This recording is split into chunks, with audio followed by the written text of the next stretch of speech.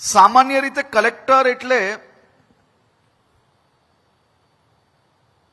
આપણા સૌના મનની અંદર કલેક્ટર એટલે શું થઈ ગયું છે? કલેક્ટર એટલે માત્ર લેન્ડ ગવર્નન્સ પૂરતા આધારિત નથી. ખાલી જમીન સુધારણાઓ કે જમીનના વિષયોને લઈને કે જિલ્લા સંકલનની બેઠક હોય એટલા પૂરતું જ કલેક્ટર ક્યારેય સીમિત નથી હોતા. કલેક્ટર એટલે હું એવું માનું છું કે સાચા અર્થમાં એ પોતાના જિલ્લાના વડા છે, પરંતુ ધીરે ધીરે કરીને શું આપણે સૌ લોકો અમુક કામ પૂરતા જ સીમિત નહીં થઈ જતા ને? તેની બી ચિંતા આપણે સૌ લોકોએ ભવિષ્યની અંદર કરવી પડશે. હું જોઈ રહ્યો હતો કે આ વખતે તમે અનેક એવા મહત્વપૂર્ણ વિષયો પર તમારા સેશન્સ થયા છે, પેનલ ડિસ્કશન્સ થયા છે.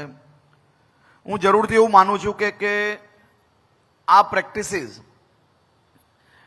ખાલી કલેક્ટર ઓફિસ સુધી નહીં, પણ કલેક્ટર ઓફિસની બી જવાબદારી છે. જેમ રાજ્ય સરકાર દ્વારા, રેવન્યુ ડિપાર્ટમેન્ટ દ્વારા આજે તમને સૌ સિનિયર ઓફિસર્સને અહીંયા ભેગા કરીને આપણે નીચે સુધી શું લઈ જવું જોઈએ, કયા વિષયો પર ચર્ચા કરવી જોઈએ, કયા વિષયો પર આપણે બદલાવની આવશ્યકતા છે આજના સમયની માંગ પ્રમાણે.